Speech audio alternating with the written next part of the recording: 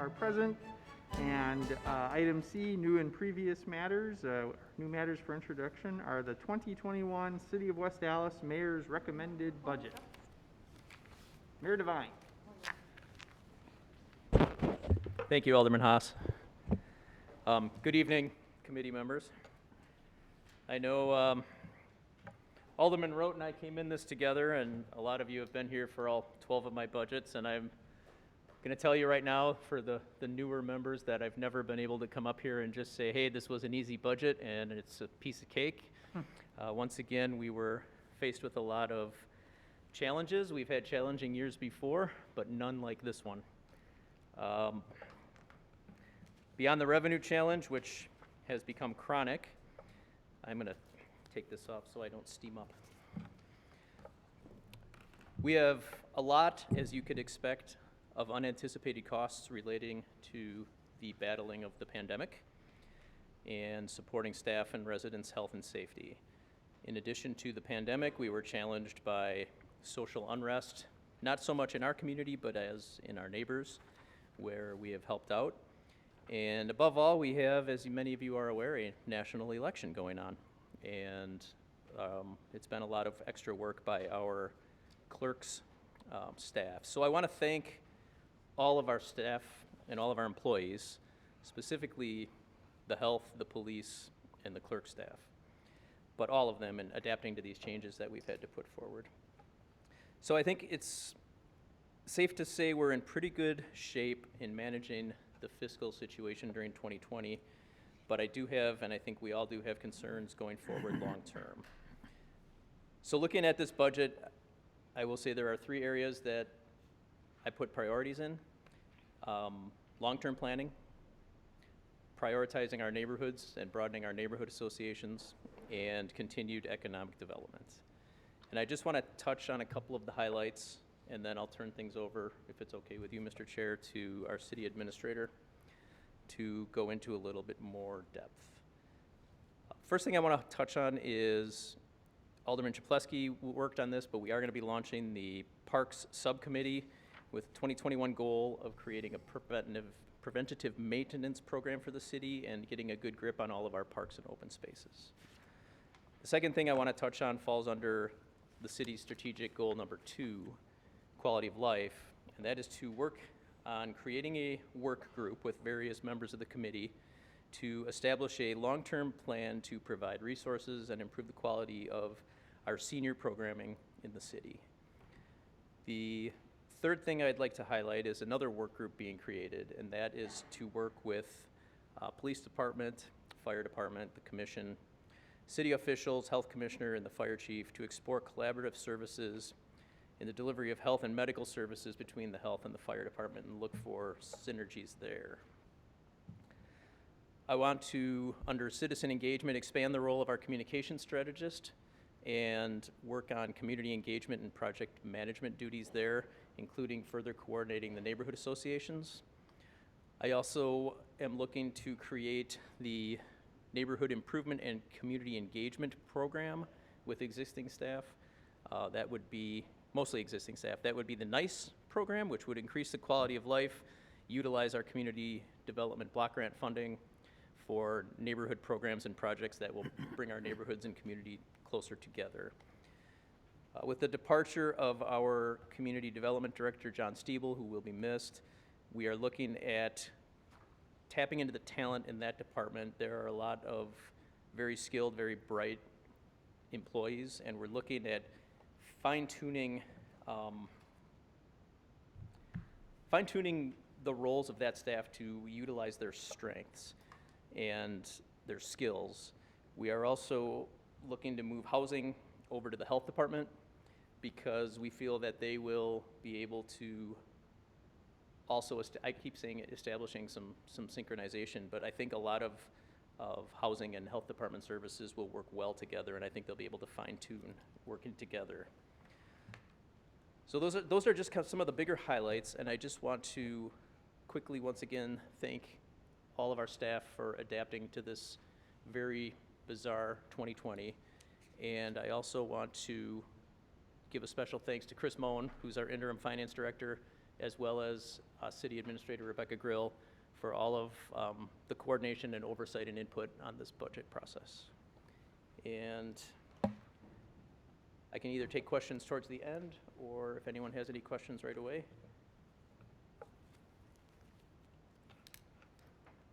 Okay, Yeah, I don't see any questions. Have at it, Mayor. all right, thank you. I'll turn things over to our City Administrator.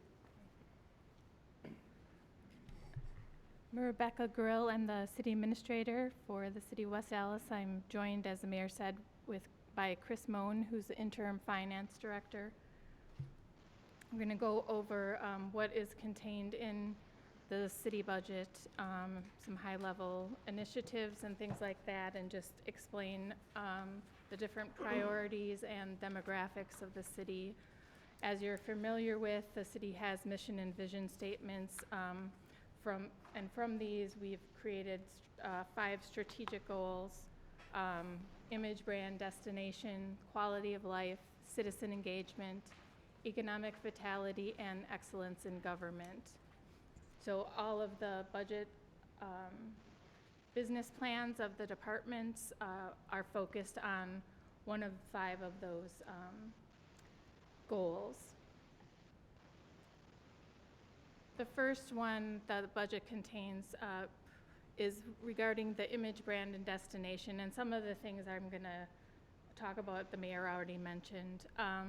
But one of the things we've been working on internally is implementing a My Government Online software program, which will allow people to apply online for their licenses and permits through the clerk's office, through the building inspection, and then expanding to other departments in the future. That way we're going to be creating a one-stop shop for residents and businesses going forward. So it'll be a little easier for people to negotiate the hoops that we have in city government.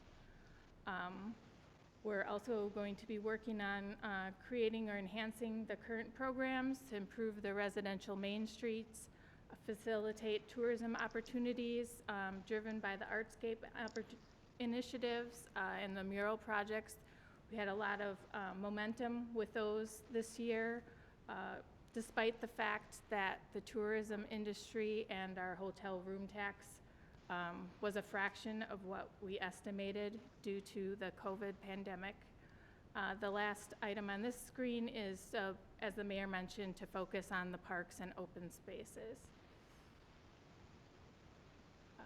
Then there was success with the Better Block project last year, and we want to build on that with some similar strategies in different neighborhoods.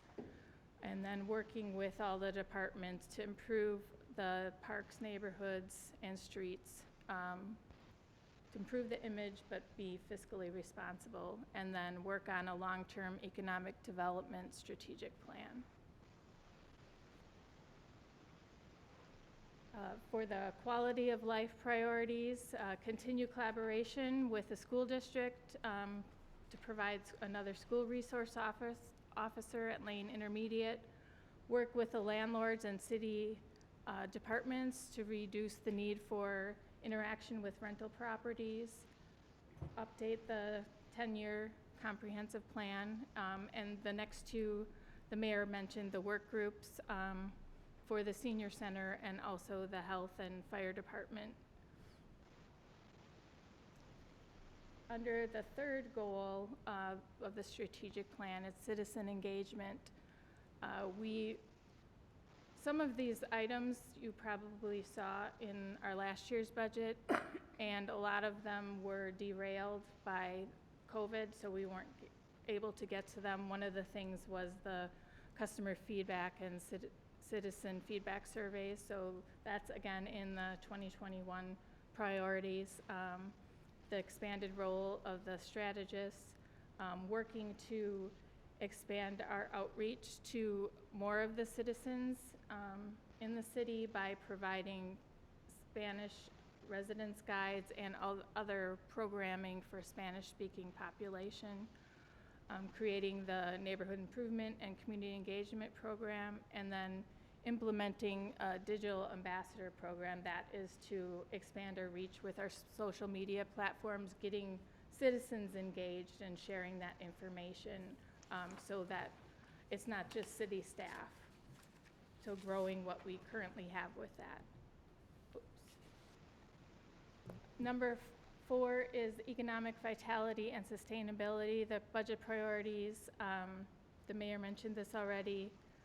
The development, planning and zoning, and community improvement and neighborhood engagement programs.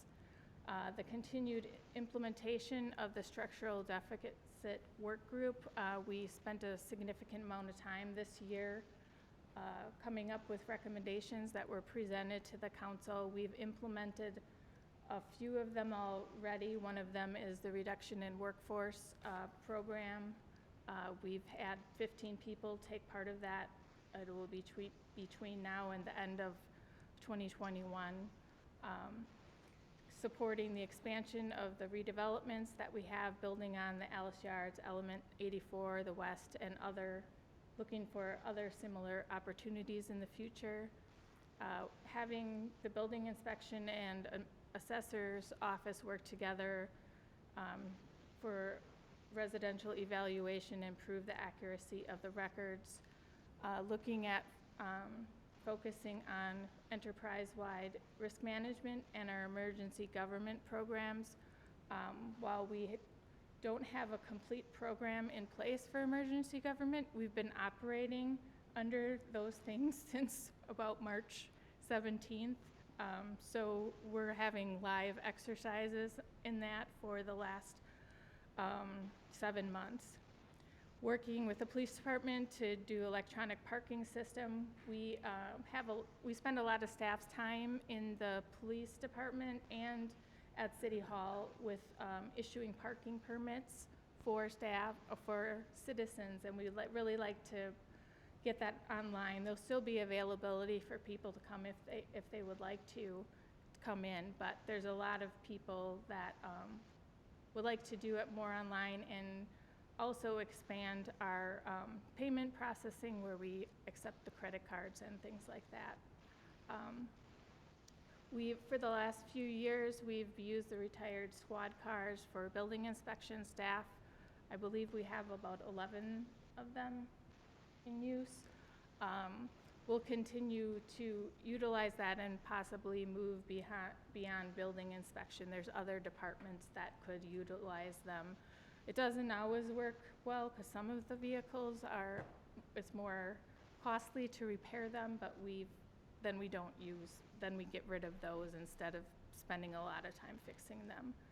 And then the last item on this screen is the Friends of West Allis Park sponsorship program. We've been talking a lot about getting the sponsorship programs for boulevards, parks, just having also for our newsletter and the like, and that was one of the things we didn't get as far as we'd like to in 2020, so moving that forward in 2021. The last strategic goal is excellence in government. This slide, or this goal has 3 slides, so there's quite a few things for the excellence in government. I did mention before about the My Government Online software. We've been working to have the information available 24/7, our virtual City Hall complex, standardizing our process for people to get permits through the My Government Online, doing a live chat support on the city website during business hours. I don't know if many of you have had the opportunity to utilize that on businesses where they will interact with you right on the screen and provide you information. There's a lot of people that would like to do that instead of calling or emailing. Collaborate across the departments for the allocation of CDBG funds for the current city priorities. I've already mentioned the reorganization of staff in the development department and the moving of the housing to the health department. Then continue work with the communications to improve community engagement, grow our volunteer program and the knowledge of city services and operations. One of the things we had as a goal in 2020 was to do a Citizen 101 program. We've done that with employees. We were able to do that one time in person this year. It was very beneficial to a lot of employees, and it will be likely as beneficial to citizens. There's a lot of things, inner workings in government that people might not know about, and participating in that kind of program helps them to understand why we're doing things. Some of the employees that participated have worked here for a few decades, and they were able to learn things that they didn't know. So it is very beneficial.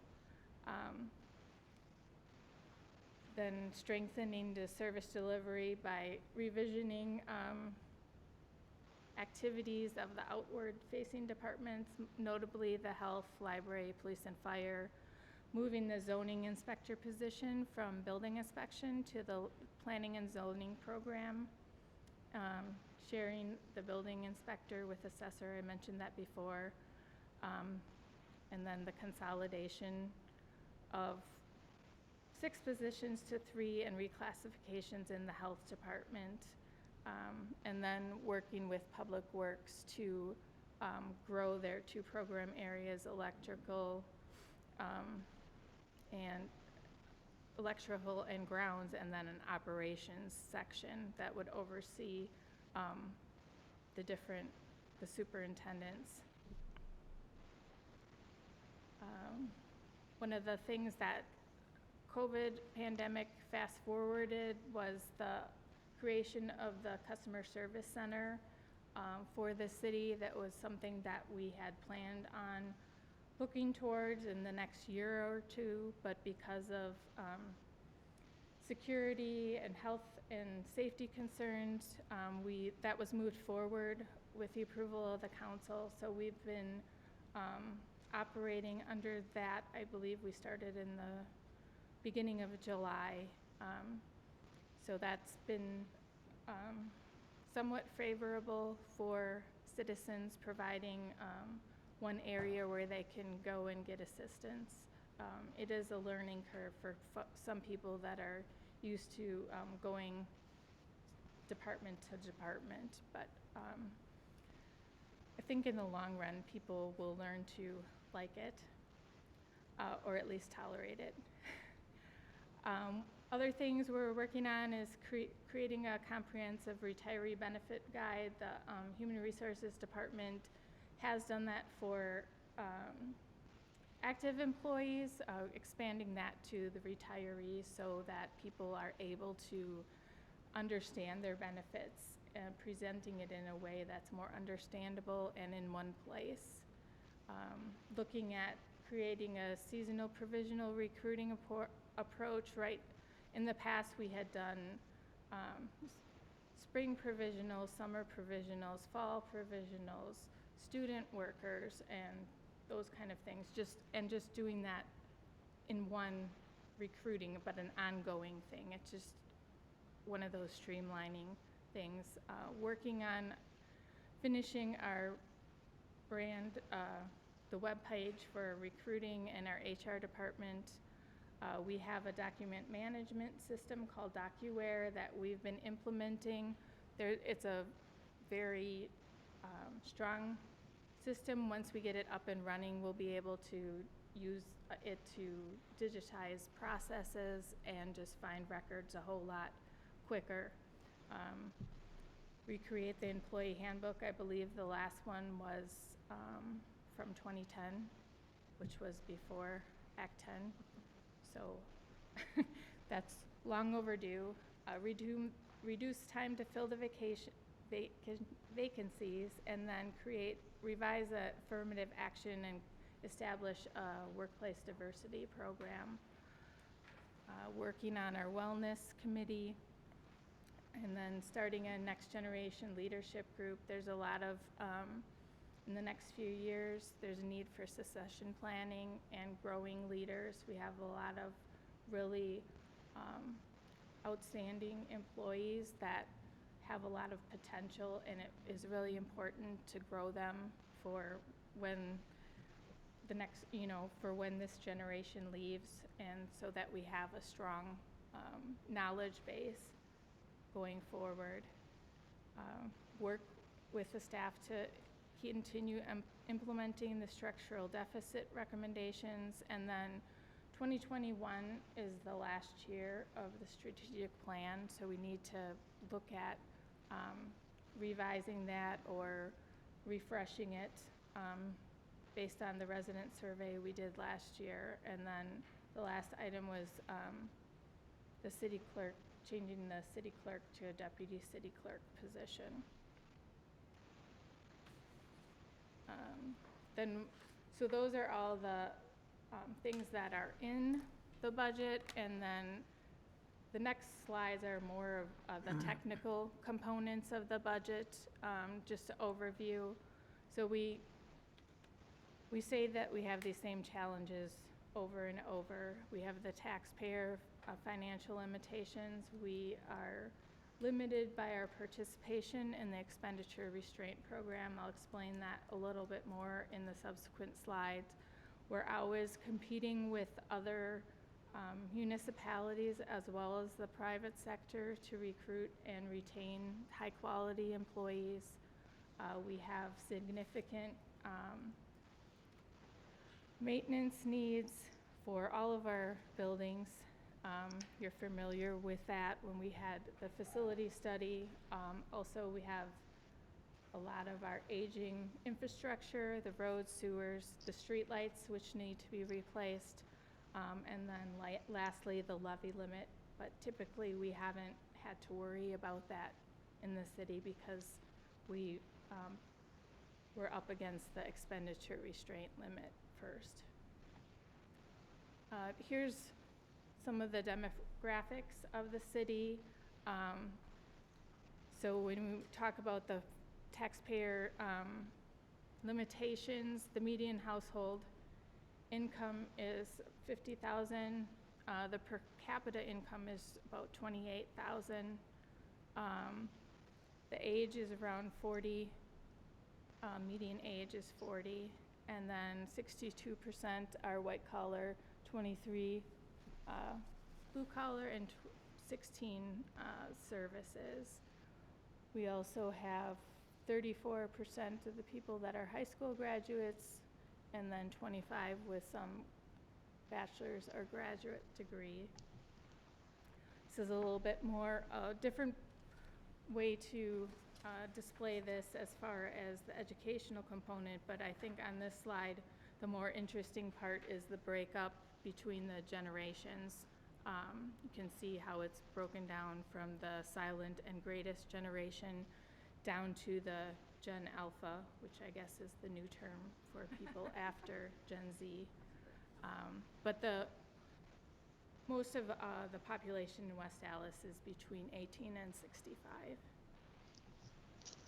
This is the trend of our population. For 2020, the estimate from the Wisconsin Department of Revenue is 59,517, which is down a few hundred from 59,780 in 2019.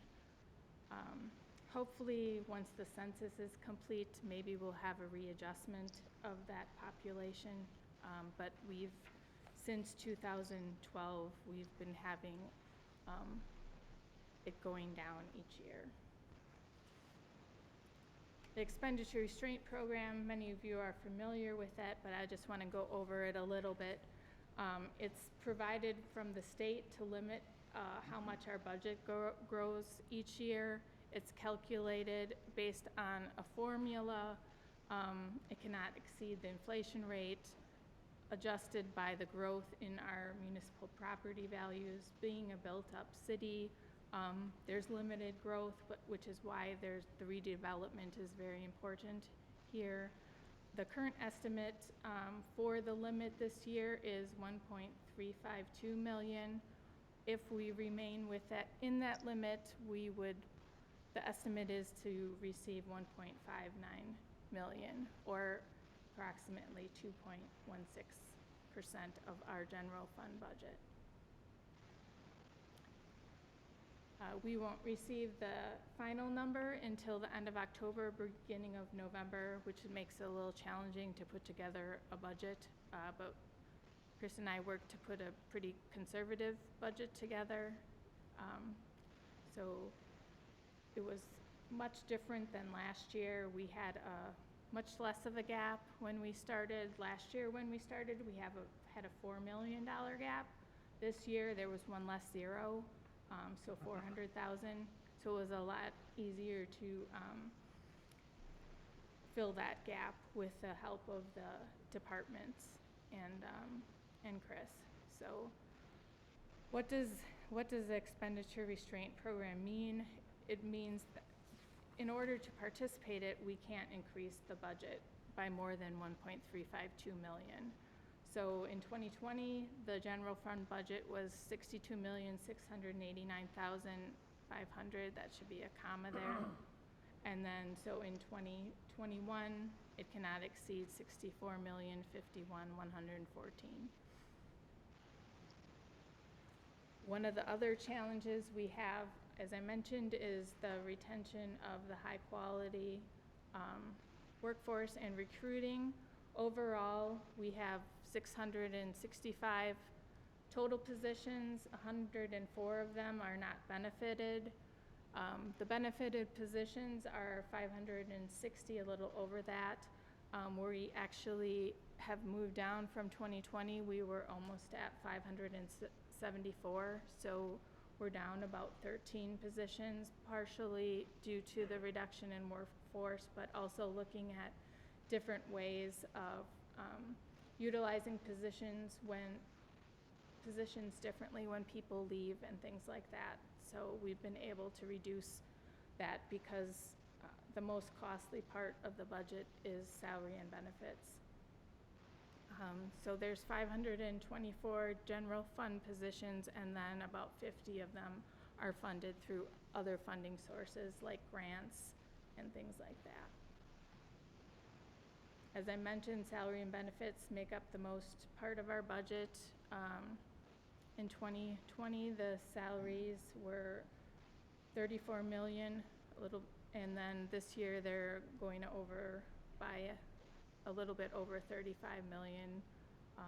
The health and benefits, dental benefits for active employees is about 9.6 million. It's going up to 9.7. I should note that we're very optimistic that there will be a very minimal or flat with no increase for the health cost next year. So we're just finalizing that with our health consultant, but we're pretty comfortable based on the COVID impact, but also there were a lot of plan changes that were done last year that were very, has helped us keep those costs down. And then the retiree benefits are at 1.4 million.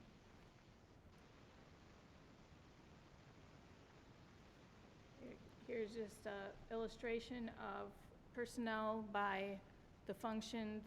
Our budget is split up into 4 different categories: public safety, engineering, public works, general government, and health, culture, and recreation. So about 50% of the personnel is in public safety. And then this is just a little explanation about levy limits. I'm not really going to get too much into this because it doesn't really impact the city of West Allis. So I want to go over a little bit about the revenues that we receive from various sources. We get taxes, about $40 million through real estate, room tax, sales tax, the payment in lieu of taxes. Then we also get intergovernmental grants and aids from the state.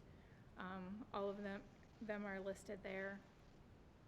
We receive revenues from licenses, permits, and other fees.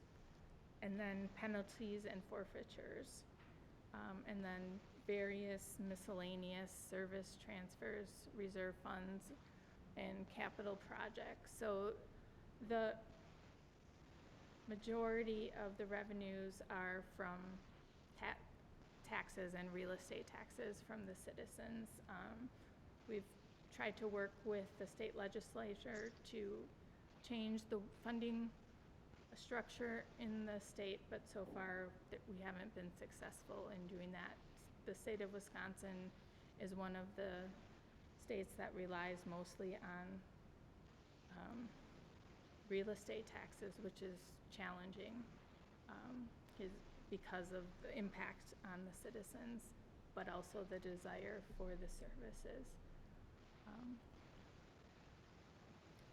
This is just a illustration of where it comes from. Like I said before, most of it comes from taxes. And then the expenditures, the budget, where the money is being spent, the programs. Explained before the different categories. So the general government is about $11 million. Public safety is almost $36 million. And then health, culture, and recreation is a little over $4.5 million. And then these are other expenditures that are not in the general fund. We have special revenue funds or enterprise funds, capital, internal service funds. So this shows you where the money goes. As I mentioned before, the public safety is the largest area where the funding goes to. And this is overall a fact sheet of what is contained in the budget as far as numbers. We highlighted the area that people are most concerned about, rightly so. The impact on the average homeowner, $150,000 home. And I put estimate 2 times because this is subject to change based on what the tax rate might be, but there's an estimate that the increase would be about $50 for the average homeowner. And this is just some background information in probably the areas of interest. Most interest would be in the right column, the tax rates, and then the expenditures since 2012. Krista, do you have anything you wanted to add? No, well, I'll just kind of one overarching kind of comment. As the mayor said at the beginning, how challenging this year has been, and just how different 2020 has been. What's always interesting to me is from a numbers standpoint, our budget doesn't change a whole lot from one year to the next. And as Rebecca mentioned about the revenues there, when you see the largest portion of our revenues is property taxes, and then after that is intergovernmental revenues. That's basically shared revenues that we get from the state. The state has a lot of control over kind of what our budget is and what it can do from one year to the next. So as many different things as you're seeing in terms of ideas and plans for the future, that's really done with the same pool of dollars, just kind of a reallocation of how those dollars are spent and prioritized from one year to the next. So again, just kind of a general comment about there's not a whole lot of, well, as much flexibility as there is from a programming standpoint and priority standpoint, it's still not a lot of different dollars to work with. We're still always up against that expenditure restraint limit, where the state basically says our budget can only grow, a certain amount, and then the same thing from the tax levy standpoint. It's just hard to move that needle much in terms of even when we find new revenues to help from a tax rate and tax levy standpoint, It's just such a small part of the equation. So again, those are just kind of my general comments on kind of the numbers side of it. But if you have any questions, certainly be happy to answer those. This slide is just outlining the next steps. The meeting tonight was more of a way to introduce people to the budget. Obviously, we haven't had time to dig into the more than 800 pages. I will note, though, that there's a significant portion that has to do with the capital improvement plan, which is about this much. So that's probably, if you've been part of the capital improvement process, you might not need to read those 350 pages. So I think we're going to have the meeting on the 27th Correct. at 6 p.m. Tuesday, October 27th at 6 p.m. is what we're looking at for our next meeting, despite what it says on that slide, because we just We'll be waiting for the information from the state, and then we'll be able to better calculate the tax rate, collect additional information, have the public hearing, and then on November 4th, and then hopefully the council will consider the budget on November 17th. At this time, that concludes the presentation. If there's any questions, I'd be happy to answer them, or the mayor, or Chris, or any one of us. Or if you would like to meet with me or any one of us during the next week, please contact me. We can set something up. All right, thank you, Ms. Grill. Any questions for the mayor, for Ms. Grill? All right. And then, again, to confirm, I talked with everyone on the Administration and Finance Committee meeting, or committee, but yeah, again, our next meeting will be next week, Tuesday, October 27th at 6 p.m. I'm right back here again. Is there anything else to properly come before the committee? And then can I have a motion to adjourn? I move that we adjourn. Second. All in favor, say aye. Aye. All right, we're adjourned. Thanks, everybody.